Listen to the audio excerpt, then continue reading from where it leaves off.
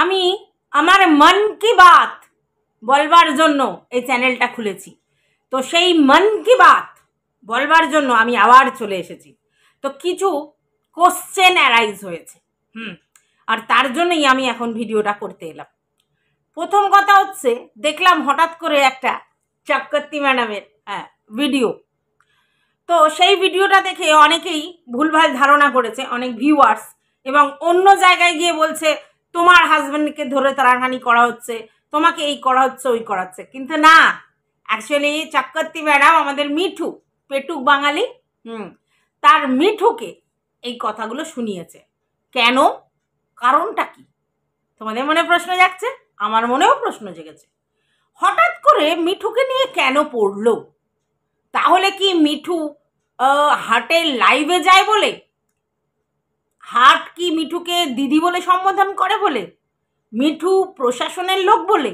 মিঠু প্রশাসনের লোক বলে মিঠু এটা বুঝতে পারে যে এইসব প্রশাসনের ব্যাপারগুলো এখানে এভাবে ঢোকানো যায় না, তার জন্যে? নাকি মিঠু কি বলল যে ওর বরকে কে নাকি ফ্রেন্ড রিকোয়েস্ট পাঠিয়েছিল ফেসবুকে, সেটা অ্যাকসেপ্ট হয়নি, তারপরে সেটাকে অ্যাকসেপ্ট না করে ব্লক করে দিয়েছে, সেই জন্যে? কি কারণে? ব্যাপারটা ভীষণ ধন্দের, ভীষণই ধন্দের। তো হঠাৎ করে দেখলাম একটা বড় আবার ভিডিও এলো, আর কি মানে ওই অডিও ভিডিও। তো সেখানে বোঝা গেল যে মিঠুর উপরে তোপ দাগা হয়েছে, এবং সেখানে বেশ আবার একটা ভয়চিত ব্যাপার হলো, এবং বলা হলো যে একদম চাকরির ব্যাপারটা নিয়ে একদম লাড়কেলেঙ্গা হিন্দুস্তান হবে আর কি। ব্যাপারটা বুঝলুম না। তো যাই হোক, মিঠু একটা কমিউনিটি পোস্ট দিয়েছে, ভিডিও দিয়েছে কিনা আমার দেখা হয়নি, কমিউনিটি পোস্টটা দিয়েছে, সেখানে বলেছে ঠিক আছে, কোনো ব্যাপার নেই, চাপ নেওয়ার কিচ্ছু নেই, ঠিক আছে, যেটা বলেছেন সেটা করে দেখান বলেছে। তো যাই হোক, এটা গেল প্রথম কোশ্চেন। দ্বিতীয় কোশ্চেন আরাইজ হয়েছে, আমি একটা ভিডিও করেছি ঈশানীকে নিয়ে, যে ওর বিয়ের ব্যাপারটাতে। ও বাবা, তারপরে ওখানে একটা কমেন্ট এসছে, এবং কমেন্ট আসার পর আবার থিঙ্কিং লট, প্রচুর চিন্তা ভাবনা করতে হচ্ছে। যে ব্যাপারটা কি, যে বলছে যে এটা নাকি অরিজিনাল নয়, মিথ্যা মিথ্যা। এবং তারপরে 2-4টে কন্ট্রোভার্সি ক্রিয়েটারেরও ভিডিও দেখলাম, তারা বললো যে আমরা এটা বিশ্বাস করছি না, যদি সত্যি ওর বিয়ে হয়ে থাকে তাহলে ওর রেজিস্ট্রি কোথায়, মানে রেজিস্ট্রি পেপারটা দেখতে চাই, প্রথম। দ্বিতীয়ত, যদি বিয়ে হয়ে থাকে, ভদ্রলোক যখন একটা নামজাদা লয়ার হাইকোর্টের, তাহলে সে জায়গায় তিনি মুখ দেখাতে চাইছেন না কেন? যেহেতু আমাদের ঈশানী মানে হচ্ছে তোমার ব্লগ ভিডিও করে, তো সেখানে তার হাজব্যান্ড আসতেই পারে। তো সেই জায়গায় তিনি সমস্ত কিছু জেনে বিয়ে করার পর মুখটা কেন ঢাকা দেয়া হলো, কেন তিনি আসতে চাইছেন না?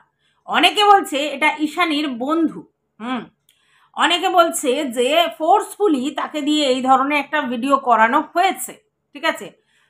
আমি ব্যাপারটা ঠিক বুঝতে পারছি না, কথাটা আদতে সত্যি কি মিথ্যা বোঝা যাচ্ছে না, এক একজন এক এক রকম প্রশ্ন করছে।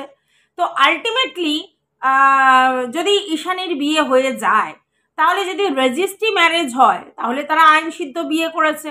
তো সেই ক্ষেত্রে তার হাজব্যান্ড সামনে আসতেই পারে একটা ছবির মাধ্যমে, ভিডিও নাই করতে পারে, ছবির মাধ্যমে, যে এই দেখো আমরা হাজব্যান্ড ওয়াইফ। সেখানে মুখ ঢাকার ব্যাপারটা কেমন একটা লাগছে।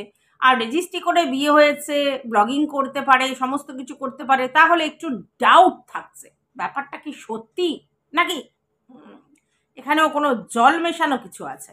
হঠাৎ করে এত তাড়াতাড়ি স্পন্টেনিয়াসলি হঠাৎ করে বিয়ে ঠিক হলো, এত ভালো একটা ছেলে হলো, তারপরে সে মুখ দেখালো না, রেজিস্ট্রি পেপারে দেখলাম না, দুমদাম করে হলো, এবং সেখানে সবেতে হ্যাঁ মেলানো ঈশানী।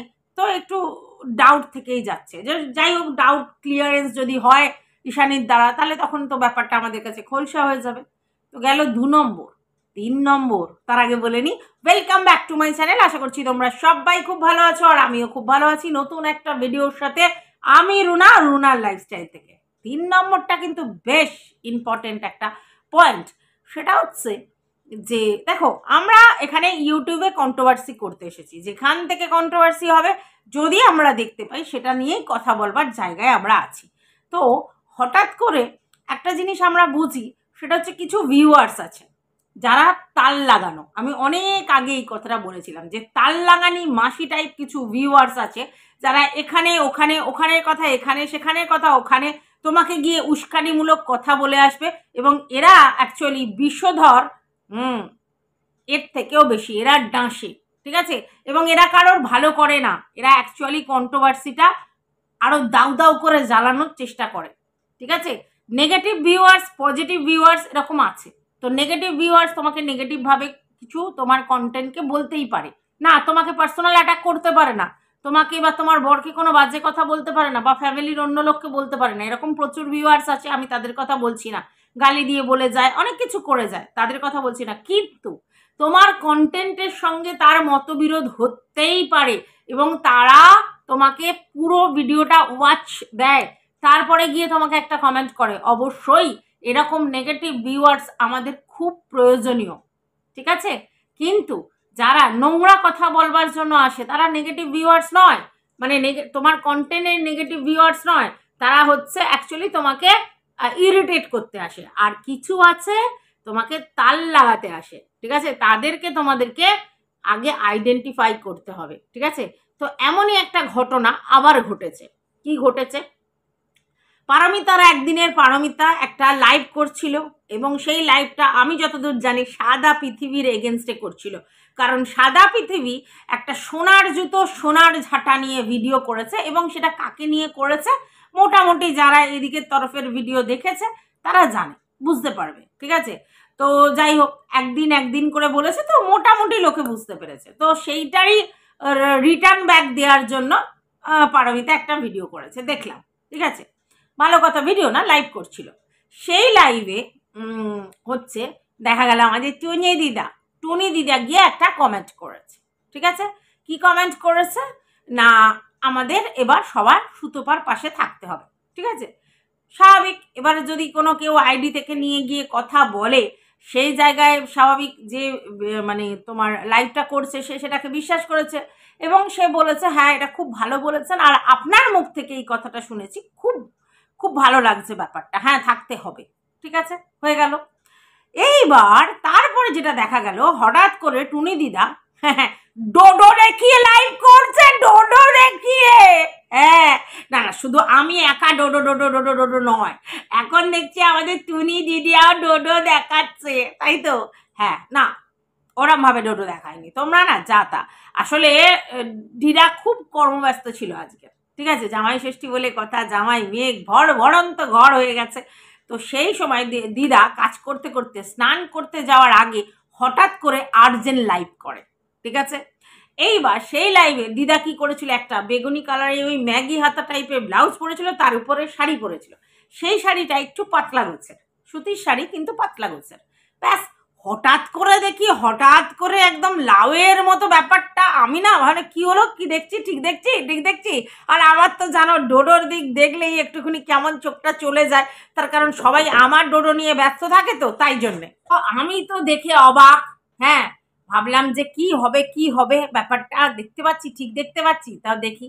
তার কিছুক্ষণ পর দেখলাম না ডোডো ঢাকা। হ্যাঁ, কেউ না কেউ হয়তো কমেন্ট বক্সে জানিয়েছে, আমি সেটা দেখতে পাইনি। তারপরে দেখলাম দিদা একেবারে শাড়িটা পুরো গলা থেকে পেঁচিয়ে একদম ঢেকে বসেছে। তো যাই হোক, এরকম অসতর্কভাবে হয়ে যেতেই পারে, এটার মানে এই নয় যে দিদা ওটা দেখানোর জন্য দেখিয়েছে, না, একদমই না। দিদা যেটা করছিল খুব ক্যাজুয়ালি, খুব আর্জেন্টলি ভিডিও লাইভ বলে চলে এসেছে, তো আর তখন মানে উনি তো আর বুঝতে পারছেন না যে কতটা পাতলা, কতটা ক্যামেরার মধ্যে ফুটে উঠবে, তো উনি বসে পড়েছেন। এইবারে এক ফালতা শাড়িটাকে দেয়া ছিল, স্বাভাবিক দেখা গেছে ব্যাপারটা। তো দিদা বুঝতে পারেনি, দিদার কোনো দোষ নেই এই জায়গায়, ঠিক আছে? আমরা বুঝি কে ইচ্ছা করে করে আর কে ইচ্ছা করে করে না, কিন্তু কন্টেন্টের জন্য আমরা অনেক কিছু বলি। তো যাই হোক, দিদা এবার বসেছেন। দিদা এবার এটা বলতে এসেছে যে আমার একটা ফেক আইডি গিয়ে পারমিতার একদিনের ওখানে কমেন্ট করেছে, ওটা আমি নই, আমাকে কেউ না কেউ ইনফরমেশনটা দিল, আমি ওই চ্যানেলটা সাবস্ক্রাইবও করিনি এবং ওই চ্যানেলে যাইও না, ভিজিট করি না, এটাই বলতে চেয়েছেন, ভালো কথা। এইবার সেই জন্য দিদা বলছেন যে এটা আমার ফেক আইডি, তো তোমরা কেউ আমাকে ভুল বুঝো না, আমি তো এরকম কমেন্ট করবোই না ওর ওখানে গিয়ে, কারণ আমার ওর সঙ্গে চেনা পরিচিতি কিছু নেই। দ্বিতীয়ত, যার কথা বলেছে তাকে তো আমার মাফ করারও কিছু নেই, ক্ষমা করারও কিছু নেই, অর্থাৎ তার হয়ে আমি অ্যাপ্রিসিয়েট করে কথা বলবো নেভার নেভার এভার, ঠিক আছে। আচ্ছা, এইবার কেন দিদা এই কথাটা বললো, কারণ দিদার কিছুদিন আগে চক্রবর্তী ম্যাডামের সঙ্গে একটা ঝামেলা হয়েছিল, সবাই সেটা জানে, ঠিক আছে। তো সেই ঝামেলাটা তারপরে উনি ভিডিও করেছেন, আর তারপরে আমি তোমাদের খিদমত করবার জন্য, মানে খিদমতে দুখানা ভিডিও করেছিলাম। আর আমি যেই ভিডিও করেছিলাম দেন আমাকে সবাই বলতে এলো, বাবা একটু কি না কি দেখছো, অমনি দুখানা ভিডিও নামাইয়া দিছো। তো আমি তো বলি বাপু আমি কন্টেন্ট পেলেই ভিডিও করব, ঠিক আছে। পাইছিলাম, করছিলাম, এখন তো আর করি নাই। যখন ছিল ঘটনাটা তখন পটাঙ্কুইরা দীক্ষা পটাঙ্কুইরা একটা ভিডিও নামাইছি, তারপরে দেখলাম দিদা আবার উত্তর দিচ্ছে আমারে, ব্যাস আবার একটা পটাঙ্কুইরা ভিডিও নামাইছি। তো কন্টেন্টের জন্যই তো আইসি, তো কেন কন্টেন্ট করবো না, এইটা তো কও দেখি আগে। তো যাই হোক, এইবার কি হয়েছে, দুটো ভিডিও নামাইছি, দিদা ক্লারিফিকেশন দিয়েছে। এইবার তারপর এখন দিদা কইতাছে, দিদা যেহেতু আর ভিডিও কইরা বলে নাই, তাহলে আমরা জানি না যে মীমাংসা হইয়া গেছে কি হয় নাই, ঠিক আছে। তো দিদা বলতেছে আমরা আমাদের প্রবলেম সলভ করে নিয়েছি, আমার আর ওনার সঙ্গে কোনো রকম ঝামেলা নাই, ঠিক আছে। তো ভালো কথা, এবার দিদা তো সেটা ভিডিও কইরা কয় নাই। এইবার কোনো একজন মধ্যমণি ভিউয়ার্স বা অন্য কেউ, জানি না কে, ধরা এখনো পড়ে নাই, সে কি করছে, দিদার আইডিটা ক্রিয়েট কইরা ওইখানে গিয়া তাল লাগানোর জন্য এইটা করাচ্ছে। মানে ওইটা আর কি চক্রবর্তী ম্যাডামকে একটু উস্কানিমূলক ভিডিও, আর দিদার এগেনস্টে কনস্পিরেসি করবার জন্য, দিদাকে একটু ফাঁসানোর জন্যে এটা করছে, যাতে কেউ না কেউ ওইটা দেখা দিদারে ভুল বোঝে। তো দিদা তো মানে খুব চাপ দিদার জন্য, দিদা ভুল বোঝাতে চায় না কাউরে। আর সত্যি কথা, আমার হইলে আমিও করতাম। তো দিদা কি করেছে, ঝপাং কইরা লাইভ করতে বসছে, ঠিক আছে, যে আমি ওইটা না, আমার ফেক আইডি ক্রিয়েট কইরা ওইটা করছে, আর আমি ওইখানে যাই না, আমার ওই চ্যানেল সাবস্ক্রাইব করা নাই, আর যারে নিয়ে কথাটা হয়েছে, মানে যার কথা কইছে, আমি তো তারে একেবারেই সমর্থন করি না। পুরাইয়া গেল। তাহলে দিদা কইতাছে আমি যে দাল্লির সঙ্গে বন্ধুত্ব বিচ্ছেদ করতে চাই না, আর আমি যে দলে আছি সেই দলেই থাকতে চাই, অন্য কোনো জায়গায় যাইতে চাই না, বুঝছো কিনা। হ্যাঁ, তো এইটাই হইতাছে সমস্যা। তো এইবার তোমরা বলো এইটা কে করতে পারে? এটা অবভিয়াস কোনো ভিউয়ার্স যে চায় কন্ট্রোভার্সিটা দাও দাও দাও দাও দাও দাও করে জ্বলে, সেই করতে পারে, বুঝতে পেরেছো? কারণ এখানে কন্ট্রোভার্সি দেখতেই মানুষ আসে, রগে জিনিস দেখতেই আসে, ধামাকা দেখতে আসে, জালবা দেখতে আসে, নিজেদের মধ্যে এইরকম খেয়েই মারামারি ঝগড়াঝাগড়ি, মানে 6 ইঞ্চির পর্দায় এটাই দেখতে আসে। তো সেই জন্য দিদার ভিডিওটা যেই না পড়েছে, পুটুক কইরা, মানে দিদার কথাটা কমেন্টটা হয়েছে ওরকম পুটুক কইরা আর কি ইচ্ছা কইরা এটা করছে, ঠিক আছে। তো দিদা সেটা ক্ল্যারিফাই কইরা দিছে। তারপর আবার দেখলাম যে পারমিতা আবার একটা লাইভ করছে, এবং সেই লাইভে সেও এই কথাটা ভালোভাবে ক্ল্যারিফাই করে দিল। এবার ব্যাপারটা হচ্ছে, দেখো আমি একটা কথা বলি, কথা হচ্ছে যে মানে কি, মানে এখানে কি হচ্ছে, ধরো আমি গরিব লোক, তাতেই বা লোকের কি, ধরো আমি বড় লোক, তাতেই বা লোকের কি, ঠিক আছে। কোথায় লেখা আছে যে গরিব লোক হলে সে জিন্সের প্যান্ট আর টি শার্ট পরে আসতে পারবে না? আর কোথায় লেখা আছে যে বড় লোক হলে সে নাইটি পরে আসতে পারবে না? কি কথা বুঝলাম না আমি, এটার আমার মাথার মধ্যে ঢুকলো না, কারণ দেখলাম পৃথিবী কইতাছে আর কি বড় লোক তাহলে নাইটি পইরা চলে আসতেছে, এইটা আর কি। আচ্ছা, এইবার আমার কথা আছে যে